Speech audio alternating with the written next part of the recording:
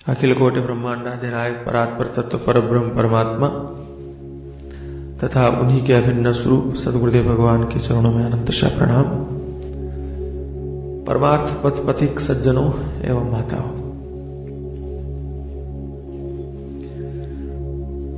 आप लोग भली भांति परिचित हैं। धन्य घड़ी सोई जब सत्संग का। जीवन का सर्वोत्तम क्षण वही है जिस समय मनुष्य के जीवन में सत्संग का साथ हो अथवा संतों का साथ हो। ऐसा सौभाग्य आप लोगों को प्रतिदिन मिलता है और एक दिन में कई बार मिलता है, इसलिए आप जितना भाग्यशाली और कौन हो सकता है। हम जिन परमात्मा की कृपा से अभिभूत हो जाते हैं या परमात्मा की जो कृपा हमको सहजता से प्राप्त हो जाती है, मेरा निवेदन एक ही है कि उस कृपा का सार्थक लाभ अपने जीवन में सावधान होकर के हम ले सकें। भगवान के चरणों में प्रार्थना भी यही करनी चाहिए और अपने मन को यही समझाना चाहिए और स्वयं में सजग रहना चाहिए। कई बार हमारा मन समझते हुए भी नादानी कर जाता है। हमारे पूज्य चरण गुरुदेव भगवान बहुत बढ़िया बात कहते हैं कि शायद ही कोई ऐसा मनुष्य हो जिसे अपनी गलतियों का एहसास न हो। कोई भी ऐसा नहीं लगता है कि जो वो बात दूसरी है कि अपनी गलती को सामने वाले के सामने हम प्रकट न करना चाहें, या यूं कहिए कि सामने वाला अगर हमारी गलती को कहे तो हम अपने वाक्यों से, अपनी तर्क बुद्धि से, अपने लॉजिक से उसके सामने ये साबित कर देंगे कि मैं दोषी नहीं हूं, लेकिन अपने मन में वो भी जानता है कि वो गलत कर रहा है। तो संसार में कोई भी व्यक्ति ऐसा नहीं है जो अपनी गलतियों के एहसास से परिचित न हो, गलतियों से परिचित न हो, लेकिन उसके बाद भी गलतियां करता है। इसका कारण क्या है? तो कहा इसका कारण मात्र असावधानी है, मात्र लापरवाही है। तो हमने अपने जीवन को ऐसी गर्त में धकेल दिया है कि अच्छे सौभाग्य प्राप्त होने के बाद भी जितने सुधार हमारे जीवन में नजर आने चाहिए उनसे हम वंचित रह जाते हैं, और वंचित रहने का एकमात्र कारण हमारी असावधानी है। अच्छा, आपका बच्चा अगर असावधानी करे, आपका बालक अगर लापरवाही करे, तो आप क्या करते हो? उसे समझाते हो, डांटते हो। अच्छा, समझाने से भी न माने, डांटने से भी न माने, तो क्या करते हो? तो थोड़ा मारते हो, थप्पड़ मारते हो, है ना? ऐसे ही हमारे महात्मा लोग क्या करते हैं? पहले समझाते हैं, प्रेम से समझाते हैं, और प्रेम से समझने के बाद में भी अगर हमारी लापरवाही दूर नहीं होती है तो थोड़ा मारते हैं। ये मारने का नाम ही चरपट है। चरपट का मतलब ही है मारना। चपट, चपाट बोलते ना, थोड़ा सा मारना। तो जगाने के लिए ये चरपट मंजरी का है और इसका कोई अर्थ नहीं है। मूल भावना यही है, मूल धारणा यही है कि हम अपने जीवन में असावधानी को छोड़ करके सावधानी पूर्वक आगे बढ़ें और जिन सौभाग्यों को परमात्मा ने हमें प्रदान किया है उनका भली भांति अपने जीवन में उपयोग करें। आप आगे पढ़ेंगे, आपने पहले भी सुना होगा, आपने पहले भी पढ़ा होगा।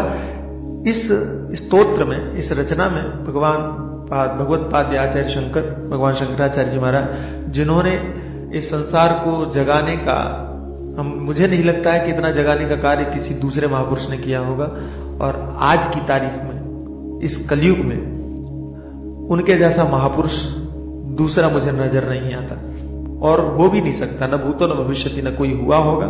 मात्र 32 वर्ष की उम्र में, और कोई व्यक्ति इतना करके। अच्छा, एक बात मैंने कई बार गौर करके देखा है कि भगवान शंकराचार्य जी महाराज 32 साल में जितना लिख के गए उतना हम अपने एक जीवन में पढ़ नहीं पाते, नहीं पढ़ सकते। उन्होंने जितना लिखा है वो पूरा समझना, उसके समझने के लिए 32 जन्मों की जरूरत पड़ेगी, जितना उन्होंने पूरा लिखा है।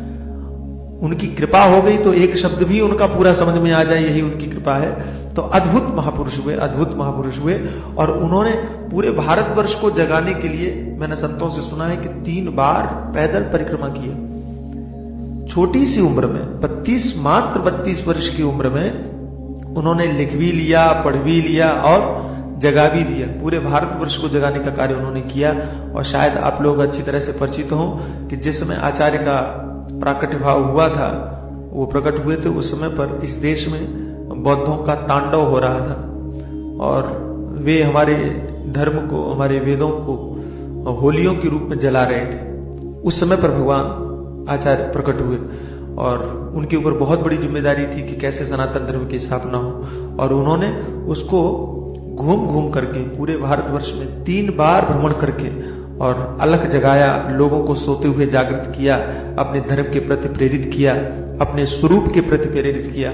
सारे काम उन्होंने किए। धर्म की स्थापना भी किया, कर्मकांड और भक्तिभाव की स्थापना किया और साथ साथ में ज्ञान भाव जो आत्मस्वरूप का परिचय है उसका बोध करवाने के लिए उन्होंने प्रस्थानत्रयी प्रभाष्य लिखा और जो कि सारी दुनिया उस भाष्य को पढ़ करके चकित है, अद्भुत है।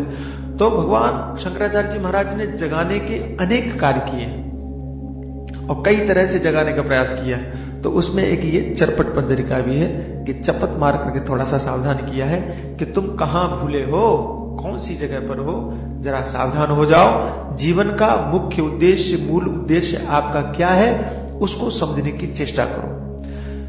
मैंने कई बार इस बात को अनुभव करते हुए कहा है, बताया है कि हमारे शास्त्र बड़े विलक्षण हैं, हमारे वेद बड़े विलक्षण हैं, जो कि समय समय पर साधकों के लिए जीवन में उपयोगी उपदेश करते हैं। मैं छोटा था, आश्रम में था, तो जो वर्णाश्रम व्यवस्था है उसके बारे में हमारे गुरुजी कुछ बोल रहे थे, मैं सुन रहा था। तो उस व्यवस्था में ब्रह्मचर्य आश्रम, गृहस्थ, वानप्रस्थ और सन्यास, ये बात मुझे बड़ी अजीब लगती है, इसलिए मैं आप लोगों को कह रहा हूं कि जैसे ही बालक समझ लायक हो जाए, 8 वर्ष का हो जाए, तो शास्त्र कहते हैं उसको गुरुकुल में भेज देना चाहिए। गुरु जी के पास रहे, वहीं पढ़े, वहीं सीखे, वहीं धर्म की बातें सीखे। तो ब्रह्मचर्य आश्रम में 25 वर्ष तक कोई बालक रहेगा और वहां आध्यात्मिक कर्म सीखेगा। उसके बाद तो कहा उसके बाद विवाह करें। तो 25 वर्ष से 50 वर्ष की अवस्था तक वो गृहस्थ आश्रम का पालन करे। पहले 100 वर्ष की उम्र थी, ऐसा विधान था। उसके बाद कहा 50 से लेकर 75 तक वानप्रस्थ। तो वानप्रस्थ आश्रम में क्या करना चाहिए? तो कहा गृहस्थ आश्रम छोड़ करके पत्नी के सहित जंगल में चला जाए और कठोर साधना करे। गृहस्थ आश्रम में 25 वर्ष में जितने भी उसके संस्कार उसके मन में संसार के पड़े हैं, उन सारे संस्कारों से छूटने के लिए वो कठोर तप करे। 75 के बाद फिर क्या करे? तो कहा संन्यास। जितनी उम्र बाकी है उतनी उम्र में वो संन्यास्त जीवन, उसमें पत्नी भी छूट गई, सब छूट गया, सिर्फ अपने स्वरूप का चिंतन करे। ये उसके जीवन के 100 वर्ष का पूरा विधान था कि जीवन में जीव जब मनुष्य शरीर को प्राप्त करे तो 100 वर्षों में ये विधान है। 25 में ये, 50 के बाद ये, 75 के बाद ये। मतलब क्या हुआ जो मैं कहना चाहता हूं? मतलब ये हुआ कि जीवन का 3 हिस्सा धर्म चिंतन के लिए, आध्यात्मिक चिंतन के लिए, 3 ब्रह्मचर्य आश्रम, वानप्रस्थ और संन्यास। इसमें संसार की कोई भूमिका नहीं, सिर्फ आत्मचिंतन, भगवत चिंतन, धर्म चिंतन ये करें। बचे कितना? एक हिस्सा, 25 साल। 25 साल आपको दिए गए कि संसार के बारे में सोचो, सिर्फ 25 वर्ष। लेकिन जब गृहस्थाश्रम के बारे में मैंने पढ़ा तो मैं और चकित रह गया कि उन 25 वर्षों में भी आप सिर्फ संसार का चिंतन करो, संसार के बारे में सोचो, ऐसा हमारे शास्त्र नहीं कह रहे। ऐसा नहीं कहा। 25 साल दिए तो सही कि संसार का चिंतन करो, लेकिन उन 25 वर्षों में भी आपके लिए ये धर्म करना चाहिए। गृहस्थ आश्रमों के धर्म तो सबसे ज्यादा कठिन मुझे लगते हैं कई बार। सन्यासियों से वानप्रस्थ ब्रह्मचारियों सबसे ज्यादा कठिन गृहस्थ, इसलिए कहा धन्यो गृहस्थ आश्रम। कारण क्योंकि गृहस्थ आश्रम एक ऐसा आश्रम है जिसमें सबका ख्याल रखा जाता है। ब्रह्मचारियों का भी ख्याल यही रखते हैं, तो सन्यासियों का भी ख्याल भिक्षा का यही करते हैं, तो फिर वानप्रस्थियों का भी ख्याल करते हैं और अपने धर्म का भी पालन करते हैं। माता पिता के प्रति भी कर्तव्य का पालन करते हैं, पुत्र के प्रति भी कर्तव्य का पालन करते हैं। सबसे अधिक कठिन तो यही। तो उसमें भी धर्म को छोड़ा नहीं गया, उसमें भी धर्म की महिमा का वर्णन किया गया। यानी जीवन के 100 वर्षों में से लगभग कम से कम नहीं तो 80-85 वर्ष आप धर्म का चिंतन करो और 15 वर्ष अगर एवरेज निकालोगे तो 15 साल आपके जीवन में ग्रह संसार के बारे में सोच सकते हो। ये जब मैंने पढ़ा और सुना तो मेरी बुद्धि चकरा गई कि कहां हमारे शास्त्र पूरे जीवन में से 15 साल संसार के चिंतन के लिए देते हैं, वो भी निश्चिंतता पूर्वक नहीं देते हैं। यहां तक कि मैं क्या कहूं, आप परेशान हो जाएंगे कि विवाह करने के बाद में भी आपको कहते हैं कि वहां पर भी धर्म हो, पुत्रार्थे क्रियते भार्या, संतान उत्पत्ति के लिए हम विवाह कर रहे हैं, न कि भोगार्थे। इतना धर्म का चिंतन करने के लिए महत्व दिया, और हम कर क्या रहे हैं, करते क्या है? तो हुआ ये कि कहां 15 साल भी हम स्वतंत्र नहीं है संसार का चिंतन करने के लिए, और हो गया ये कि हम अपने 100 वर्ष की उम्र में 15 दिन भी हम सही मायने में परमात्मा के लिए नहीं दे पाते।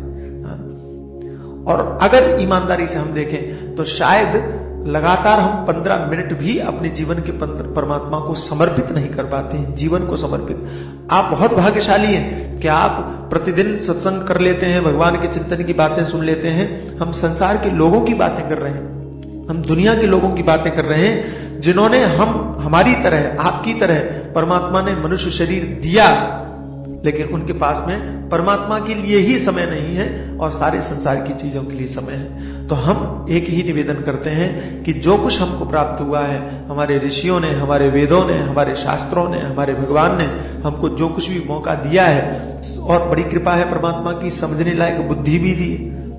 दूसरों को अगर ये चरपट पंजरिका पढ़ाई जाए तो पढ़ने में ही ना आए, आप उसे समझ सकते हैं, ये कृपा है आपके ऊपर। और आप लोग जानते हैं कि ईश्वर की कृपा, गुरु कृपा और श्रुति कृपा। श्रुति कृपा यानी शास्त्रों की भी कृपा आवश्यक है, नहीं तो तुम पढ़ते जाओगे वे शास्त्र समझ में ही नहीं आएंगे, पता ही नहीं चलेगा।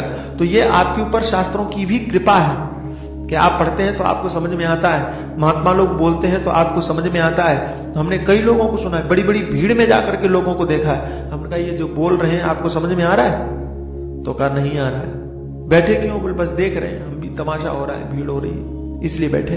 तो बड़ी बड़ी कथाएं, बड़े बड़े आयोजन, बड़ी बड़ी भीड़ में आप ऐसा मत समझ लेना कि जितने लोग सुन रहे हैं सबको समझ में आ रहा है, जरूरी नहीं है।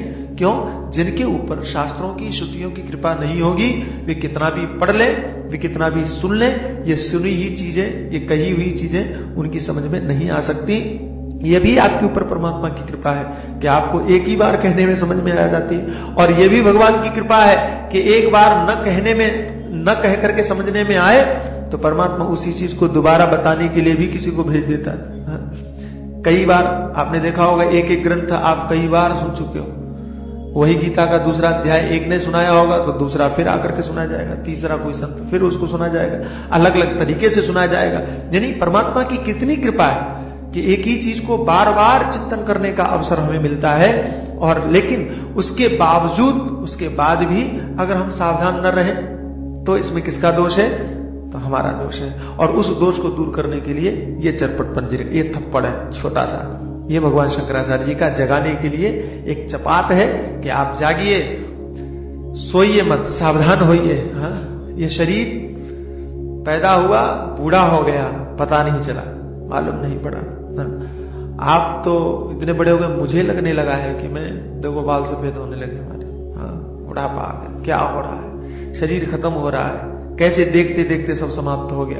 कल तक हमको लगता था कि हम बिल्कुल छोटे बच्चे हैं, आज लगने लगा कि जीवन खत्म हो गया, समाप्त हो रहा है। तो सावधान हो जाइए, जाग जाइए, यही एक अवसर है। तो ये जो भज गोविंदम है, इसमें दोनों ही भाव है। भज गोविंदम से तो ऐसा ही लगता है कि जिसमें परमात्मा की भक्ति का वर्णन है, लेकिन वास्तविकता यह है कि ये जगाने के लिए है, सावधान करने का स्तोत्र है।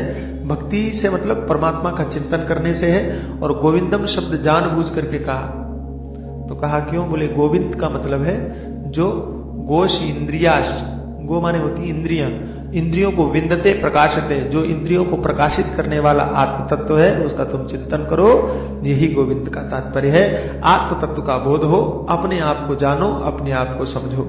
अपने आप को जानने के तरीके अनेकों हो सकते हैं, और शास्त्रों की एक विधा है कि वो तरीकों पर महत्व नहीं देते। राजेश्वर जी महाराज अभी जब पिछली बार आए थे तो यहाँ भरत चरित्र उन्होंने लिया था, तो मुझे बहुत अच्छा लगा कि उन्होंने कहा कि भगवान श्री राम से मिलने के लिए भरत जी अयोध्या से चले, तो जाने वालों में अनेकों प्रकार के लोग थे, अलग अलग लोग थे, अलग अलग साधनों से थे। तो कोई हाथी पर बैठे थे, तो कोई रथ पर बैठे थे, तो कोई घोड़े पर बैठे थे, तो कोई कहीं बैठे थे, अलग अलग प्रकार से थे। उन्होंने बहुत बढ़िया बात कि भले ही अलग अलग प्रकार से अलग अलग साधनों से जा रहे हो, लेकिन अच्छी बात यह थी कि सब भगवान के पास जा रहे थे। साधन कौन सा है, महत्व की बात यह नहीं है। आप आत्मचिंतन करते हुए उस चीज को पाना चाहते हो कि भगवान का भजन करते हुए उस चीज को पाना चाहते हो, नाम जप करते हुए उस चीज को पाना चाहते हो। झगड़ा इस बात का नहीं होना चाहिए। महत्व इस बात का है कि आप जा कहां रहे हो, पहुंचना कहां चाहते हो, वो देखो। अच्छा, मजे की बात यह है कि लोग झगड़ते हैं लेकिन पहुंचना कहीं नहीं चाह रहे, उन्हें पता ही नहीं कि हम जा कहां रहे हैं। इस बात पर दुख होना चाहिए और इस बात में ग्लानि होना चाहिए कि हमें पहले उद्देश्य स्पष्ट करना चाहिए। तो यहां भगवान शंकराचार्य जी महाराज जो भज गोविंदम कहते हैं, उस भज गोविंदम के दोनों अर्थ निकल सकते हैं और दोनों ही अर्थों से आप जा सकते हो। पहला अर्थ यह है कि आप उस परमात्मा का स्मरण करें, भगवान का नाम स्मरण करें। जीवन वृथा जा रहा है, गंवाए जा रहे हैं, सावधान होकर के परमात्मा का चिंतन करें, भज गोविंदम, गोविंद का स्मरण करें। और दूसरा अर्थ है भज गोविंदम का भजनम यानी स्मरण करना, सेवा यानी चिंतन करना। भक्ति शब्द का अर्थ पूज्य पार्षद स्वामी अखंडानंद जी महाराज ने बहुत बढ़िया कहा, भजनम, भजनम भक्ति, भजन का नाम ही भक्ति। तो भजन का मतलब क्या है, बोले भजनम रसनम, तो रस लेने का नाम है भजन। कि जब आपका नाम स्मरण करते हुए, परमात्मा का चिंतन करते हुए आपको रस आने लगे, आनंद आने लगे। और वहां उन्होंने स्पष्ट किया है, मैंने पढ़ा था नारद भक्ति सूत्र में, मुझे बहुत अच्छा लगा कि जैसे गाय भैंस को आपने देखा होगा, वो घास खाती है पहले, और घास खाने के बाद में और फिर बैठ करके और मुंह चलाती है, ऐसे जुगाली करती है। जुगाली बोलते क्या होता है, पगुराती, जुगाली करती। तो जुगाली करने में उसको बड़ा आनंद आता है, बड़ी मस्त हो जाती है, उसका चेहरा देखने लायक होता है उसको, है? तो जुगाली करने का नाम है भजन। आपने जितना भी सुना है, जो कुछ भी सुना है, आप एकांत में बैठ करके जब भजन करने लगे और उन बातों को याद करने लगे, आपको आनंद आने लगा। तो कहिए जब आनंद आने लगे तब आप समझो कि आपसे भजन हो रहा है। अगर आप खाली जप कर रहे हो और आनंद नहीं आ रहा है तो समझ लेना कि ठीक है, कर्म क्रिया खाना पूर्ति हो रही है, टिक मार्क हो रहा है कि मैंने इतना किया, लेकिन भजन भक्ति नहीं हो रही। भक्ति तभी है जब उसमें रस मिलने लगे, जब उसमें आनंद मिलने लगे, उसी का नाम भक्ति है। तो यहां भज गोविंदम, गोविंद का स्मरण ऐसे हो कि आपको रस आने लगे। और बताएं आपको कि परमात्मा का नाम तो रस स्वरूप ही है, भगवान के नाम में तो रस भरा ही हुआ है। आपको लेने की आवश्यकता है, आपको कहने की आवश्यकता है, रस तो अपने आप आएगा। अच्छा, कई बार मुश्किलें ये होती हैं कि नाम लेने के बाद भी रस नहीं मिलता है, तो कहा रस नहीं मिलने, ये भी मैंने पढ़ा, उसी में भक्ति सूत्र में ही पढ़ा, अखंडानंद जी महाराज के प्रवचन में, मुझे बहुत अच्छा लगा। उन्होंने कहा, किसी ने पूछा उनसे, महाराज जी से पूछा कि महाराज आप कहते हो कि भगवान के नाम में ही रस है, भगवान के नाम में ही आनंद है, तो हम लोग भी नाम लेते हैं, हमें आनंद क्यों नहीं मिलता? तो कहने लगे, देखो एक बात बताएं आपको, वो जॉन्डिस बोलते हैं ना, जॉन्डिस, पीलिया, जॉन्डिस पीलिया, वो अगर रोग किसी को हो जाए तो मिश्री जो है ना, मिश्री वो कड़वी लगने लगती है, ऐसा सुना है मैंने। भगवान ना करे मुझे हो तो पता चले लेकिन सुना है कि अगर वो हो जाए तो मिश्री कड़वी लगने लगती है।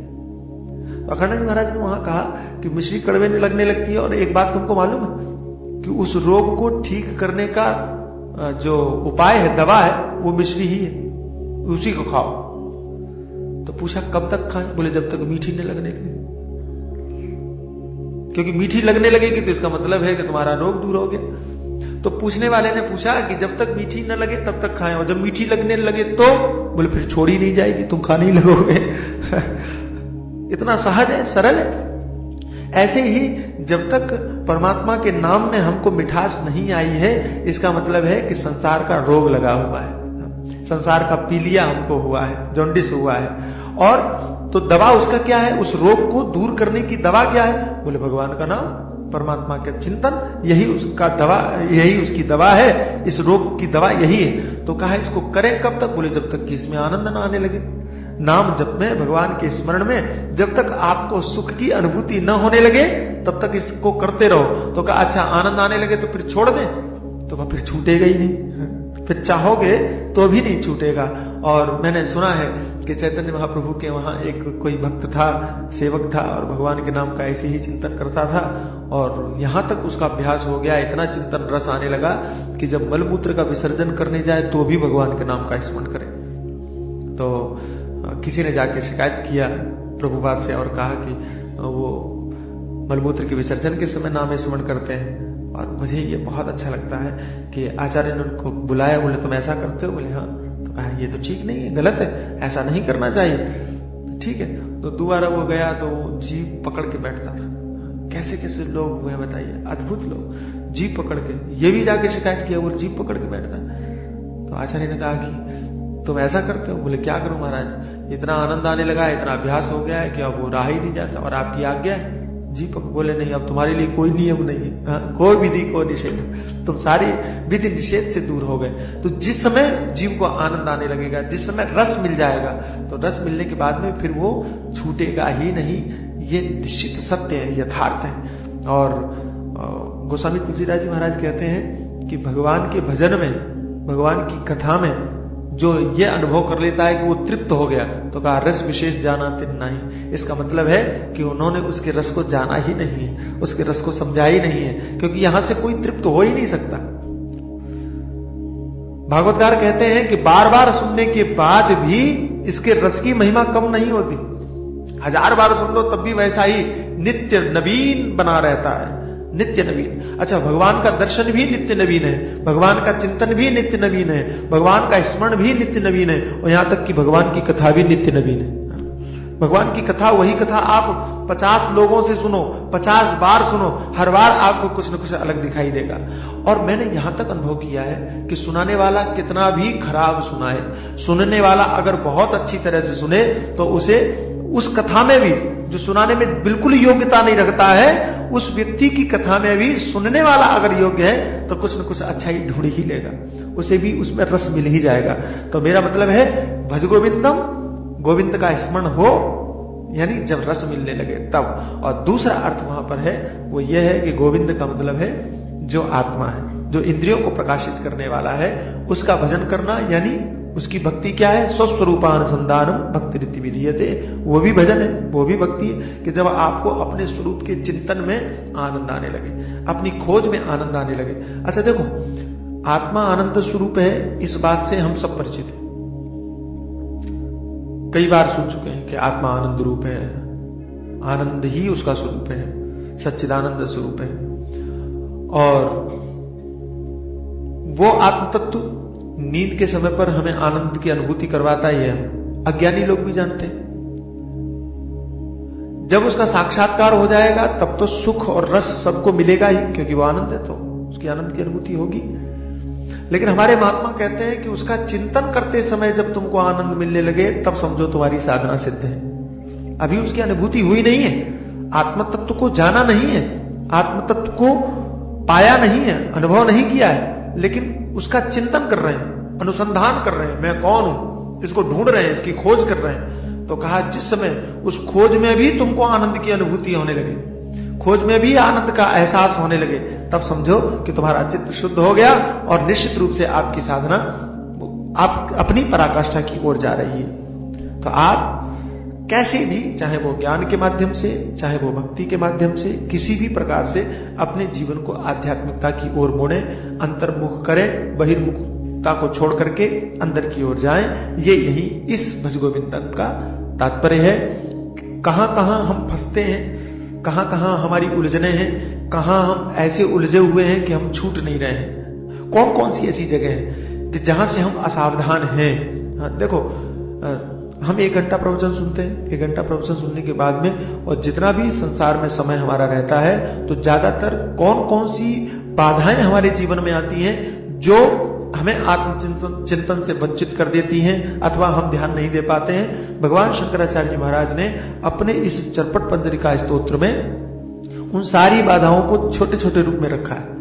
एक ये चिंतन, एक ये चिंतन, ये एक जगह है, एक ये जगह है जहां पर तुम फंस सकते हो। उन सारी जगहों से कैसे निकला जाए उनका उपाय भी है। सावधान किया है कि ये सब छूट जाएंगे, कुछ नहीं बचेगा, दिन भी चला गया, रात भी चली गई। देखो, हम रोज देखते हैं कि दिन जा रहा है, हम रोज देखते हैं कि रात जा रही है, लेकिन आध्यात्मिक रूप से इसको देखा कभी नहीं। हम जानते हैं कि सुबह हो गई, लेकिन हमारी आध्यात्मिक सुबह कभी नहीं होती। हम जानते हैं कि रात हो गई, लेकिन हम कभी भी ये नहीं समझ पाते हैं कि हमारे जीवन की भी रात आने वाली है, हम जागे। देखो कितनी विचित्र बात है कि ये रात आती है तो हम उजालों की तैयारियां करने लगते हैं। रात से हमें इतना डर लगता है कि हम बिना उजालों के रह नहीं सकते। उजालों में रहने का हमारा अभ्यास है। भगवान शंकराचार्य जी महाराज कहते हैं बड़ी विचित्र बात है जीव की, कि संसार की एक 12 घंटे की रात तुमसे सहन नहीं होती, और जीवन का पूरे अंधकार में पड़ा हुआ है तुम्हारा जीवन, उससे तुम सावधान नहीं हो। तो इन छोटी छोटी बातों से, छोटे छोटे माध्यमों से भगवान शंकराचार्य जी महाराज ने हमें जगाने की कोशिश की है, प्रयास किया है, या यूं समझिए कि चपक मार करके प्रयास किया है। वही भज गोविंदम स्तोत्र है। बड़ा प्यारा है, हमें तो बहुत अच्छा लगता है और गा करके भी अच्छा लगता है।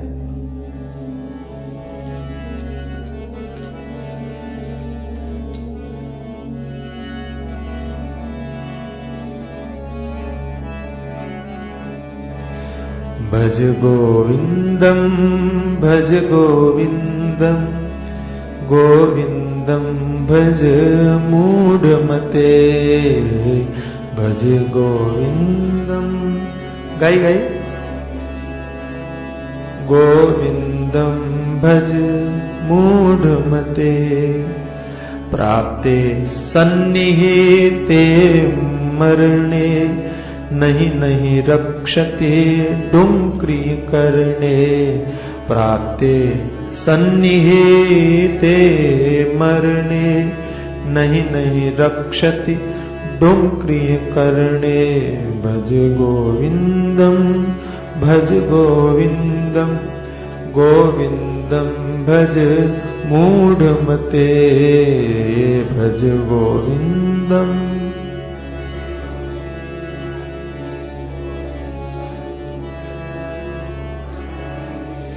दिनमपि रजनी सायं प्रातः शिशिरवसन्तौ पुनरायातः दिनमपि रजनी सायं प्रातः शिशिरवसन्तौ पुनरायातः कालः क्रीडति गच्छति आयुः तदपि न मुञ्चति आशावायु कालः क्रीडति गच्छति आयुः तदपि न मुञ्चति आशावायु दिनमपि रजनी सायं प्रातः शिशिरवसन्तौ पुनरायातः दिनमपि रजनी सायं प्रातः शिशिरवसन्तौ पुनरायातः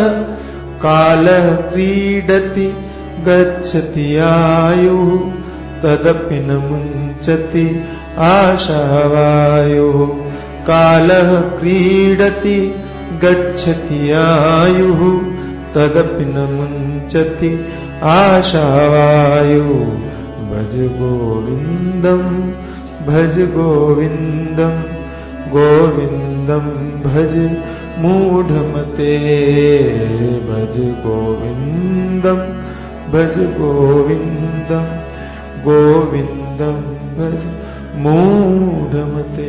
ये स्तोत्र कब लिखा भगवान शंकराचार्य जी ने? शायद आपको पता हो कि आचार्यपाद वाराणसी में जब यात्रा पर थे काशी में, तो आज भी अगर आप बनारस में जाओगे तो पढ़ने का जो माहौल वहां है, मुझे नहीं लगता है कि और कहीं इतना होगा। विशेष करके संस्कृत पढ़ने का माहौल।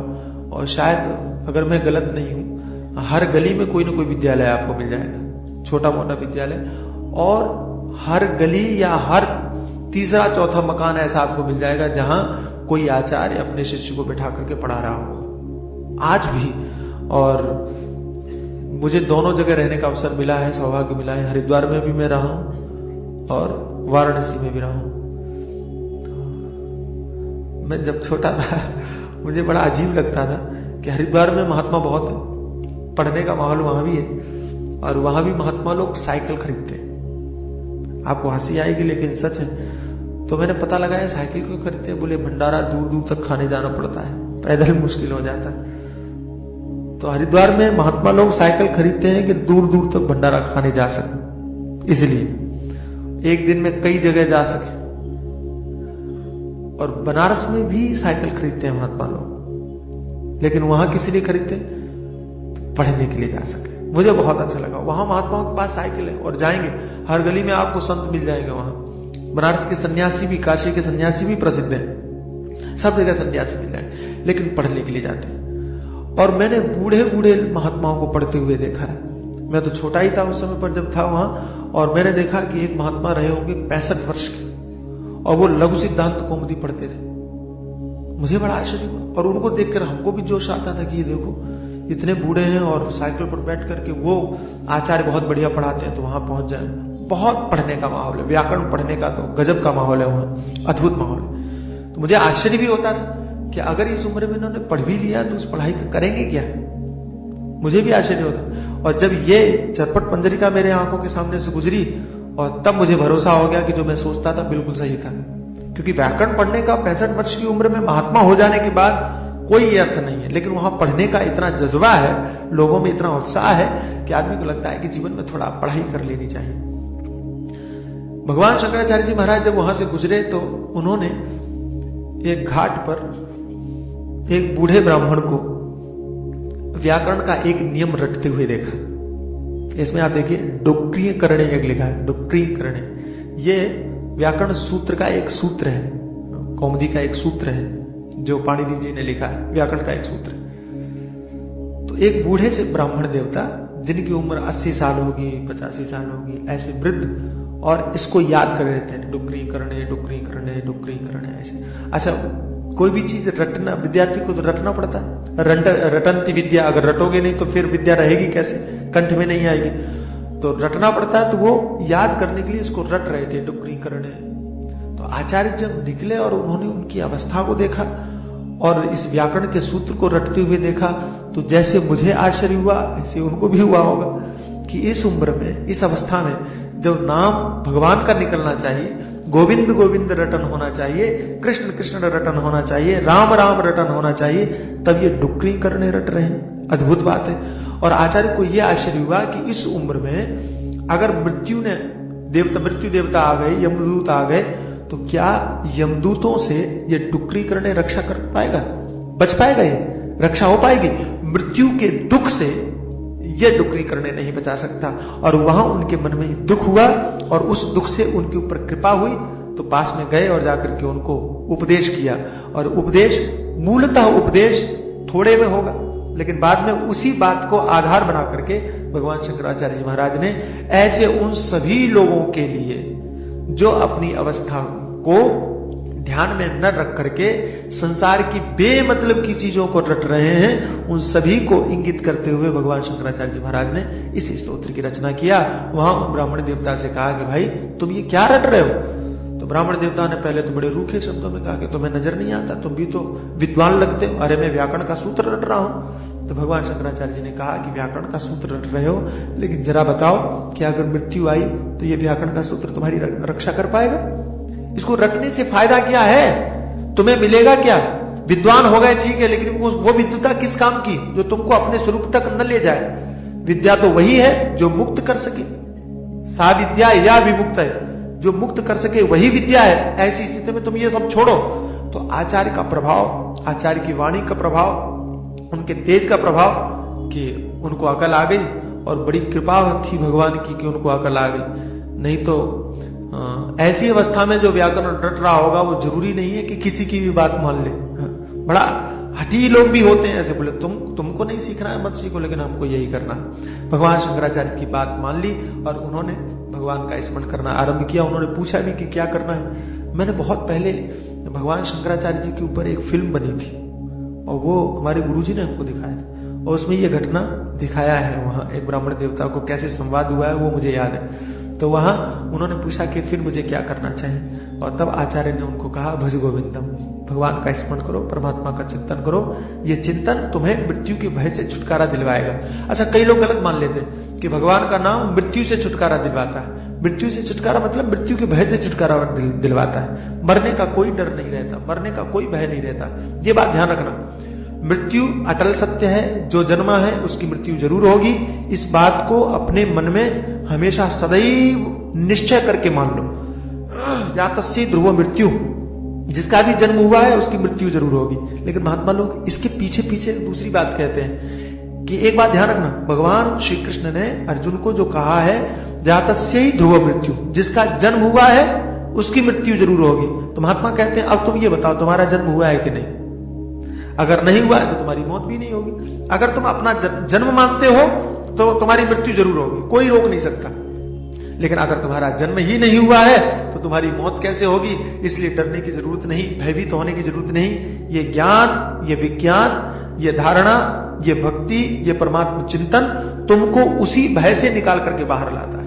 ये गुरुदेव का उपदेश तुम्हें उसी भय से बाहर निकाल करके लाता है। इसलिए आप हमेशा याद रखो कि जो जन्मता है उसी की मृत्यु होगी। चूंकि हमारा जन्म नहीं हुआ इसलिए हमारी मृत्यु भी नहीं होगी। ऐसा चिंतन धारण करके आप चलो, आप आगे बढ़ो। भगवान शंकराचार्य जी महाराज ने उन ब्राह्मण देवता को यही कहा, प्राप्ते सन्निहिते मरणे, जिस समय पर तुमको अपने जीवन में मृत्यु सन्निकट आती दिखाई पड़ेगी, मौत आएगी, तब क्या होगा? नहीं रक्षते डुक्रीकरण, ये जो तुम सूत्र रट रहे हो, ये सूत्र उस समय पर तुमको बचाएगा नहीं, तुम्हारी रक्षा नहीं करेगा। एक बात और कि मनुष्य शरीर प्राप्त करने के बाद भगवान शंकराचार्य जी महाराज कहते हैं, चाणक्य को भी मैंने पढ़ा, चाणक्य जी ने बहुत बढ़िया बात कही कि आदमी को हमेशा एक बात याद रखनी चाहिए। तो कहा क्या? बोले अपनी मौत, मृत्यु, शरीर छूटेगा, ये बात सदैव स्मरण रखो, सदैव याद रखो कि ये शरीर तुम्हारे बस में नहीं है, छूट जाएगा। ऐसा सोच करके व्यक्ति को सदैव आध्यात्मिक चिंतन करना चाहिए, सदैव। चाणक्य क्योंकि राजनीतिक व्यक्ति, इसलिए दूसरी बात भी कहते हैं कि जो आध्यात्मिक हैं उन्हें अपनी मौत का ख्याल रखना चाहिए, और जो व्यवहारिक है, जिन्हें पैसा कमाना है, जिन्हें विद्या कमानी है, उनको क्या करना? बोले मौत की चिंता नहीं करना चाहिए। बिना मौत की सोच करके और उन्हें पूरे ताकत से विद्या पुरुषार्थ के द्वारा कमानी चाहिए। ये सोचना ही नहीं चाहिए कि हम कल मर जाएंगे। नहीं नहीं, हम तो अमर है। तो पढ़ने के लिए, पढ़ने की जब बारी आए विद्यार्थी को, कमाने के लिए व्यापारी को जब बारी आए तो कहा कि मौत की चिंता छोड़ करके पढ़े। लेकिन जब आध्यात्मिक चिंतन की बारी आए तो आप सदैव, यहाँ मुंबई में एक सज्जन है चेंबूर में, और उनको मैंने देखा, वो रोज शमशान जाते हैं प्रतिदिन। तो मैंने कहा कि आप शमशान जाते? कहने लगे हाँ। मैंने कहा क्यों? तो कहा अपने मन को याद दिलाने के लिए कि यहां तुमको भी आना है। बहुत अच्छा लगा। बोले यहां हमारा मन भी याद रखेगा कि अंतिम स्थान हमारा यही है, हमको भी यही आना है। तो यहां देख करके, इस स्थान को देख करके और हमको शांति मिल जाती है, और जो कुछ आप लोगों से सुनता हूं उसकी पुनः याद ताजा हो जाती है कि यहां हमको आना है। इसलिए महात्मा लोग जो कहते हैं वही सच है, वही यथार्थ है, वो यही उपदेश, यही ज्ञान हमारे साथ में जाने वाला है। बाकी चीजें तो सब यही छूट जाएंगे। तो प्राप्ते सन्निहिते मरणे, जिस समय पर मृत्यु सन्निकट होगी, प्राप्त होगी, सामने आएगी, उस समय पर तुम्हारी दुनिया में कोई भी रक्षा नहीं कर सकता। और किसकी रक्षा किया है जरा देख लो। अजामिल चिल्लाते चिल्लाते मर गया, उसके परिवार के 10 लड़के थे, एक भी निकट आया, एक ने भी बचाया? पत्नी ने नहीं बचाया, 10 लड़कों ने नहीं बचाया। बचाया किसने? तो कहा भज गोविंद। यही गोविंद का स्मरण उसने किया, तो इस गोविंद नाम ने ही उसकी रक्षा किया। परमात्मा के नाम ने, नारायण ने ही उनकी रक्षा किया। यद्यपि वो किसी और को बुला रहे थे, लेकिन जिसका नाम था उसने बचाया। धोखे से लिया गया नाम भी जब मृत्यु से बचा सकता है, तो जो लोग सहज भाव से, स्वाभाविक रूप से, प्रेम पूर्वक, सावधानी पूर्वक, हृदय से परमात्मा का चिंतन करते हैं, तो क्यों नहीं मृत्यु का डर उनसे दूर हो जाएगा। और महात्मा लोग तो कहते हैं कि परमात्मा का स्मरण तुमको सारे दुखों से मिटाता है। मृत्यु के दुख की ही बात क्यों करते हो? दुनिया में कोई भी दुख है, सच्चिदानंद रूपाय विश्वोत्पत्त्यादि हेतवे, आगे क्या है? तापत्रय, तीनों तापों से मिटाता है। दैहिक, दैविक, भौतिक, तीनों तापों से ही दूर कर देता है। आप खाली मरने की बात को लेकर के ही क्यों बैठे हो?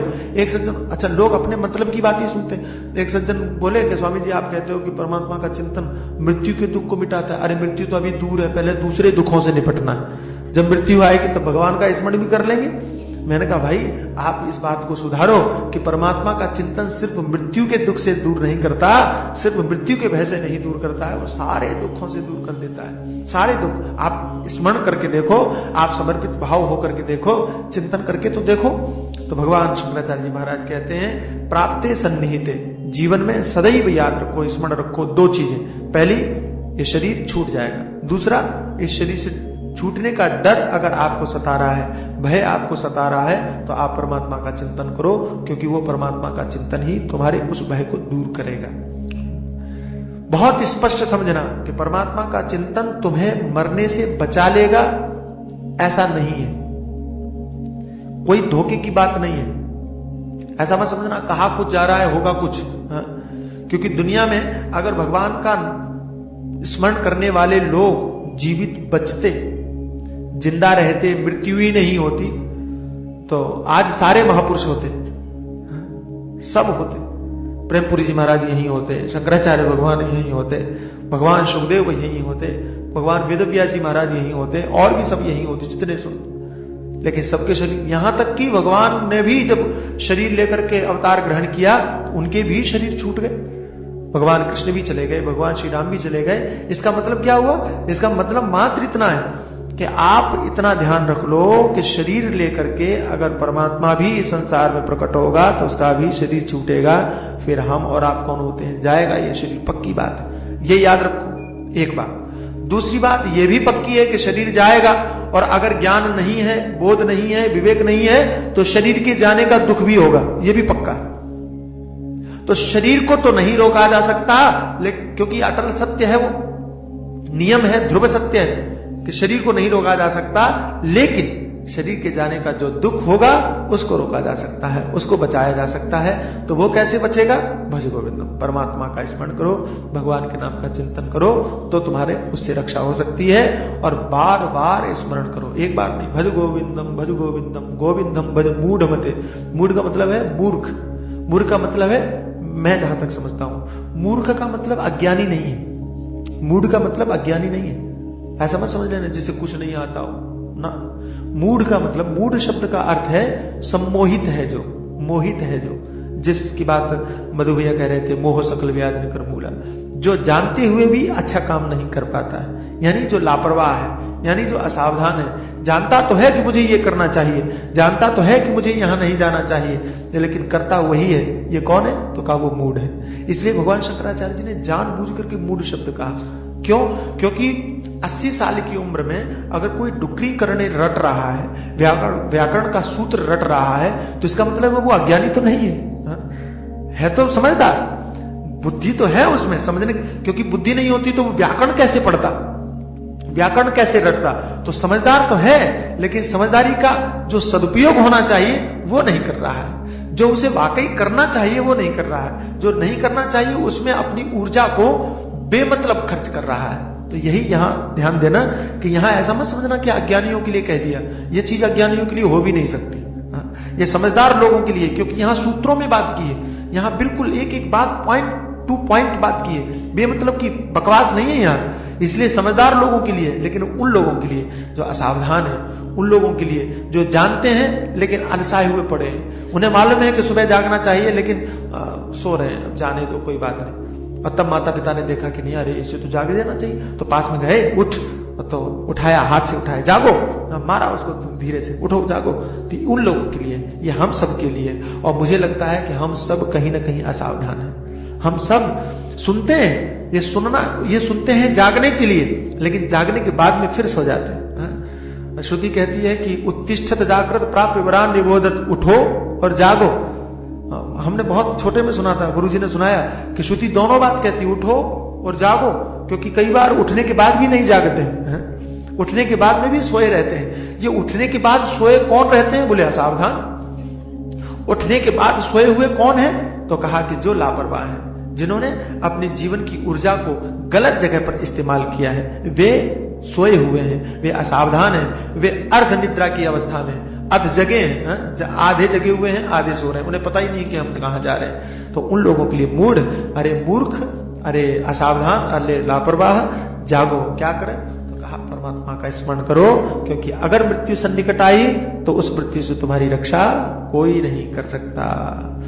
और फिर आगे जो कहा है वो बहुत प्यारी बात है। दिनमपि रजनी सायं प्रातः शिशिर वसंतो पुनरायाता कालः क्रीडति, समय खेल रहा है और हम इस समय की खिलौना बने हुए हैं। कितनी बढ़िया बात है। समय खेल रहा है, काल खेल रहा है, रात गई दिन गई, ये खेल है काल का।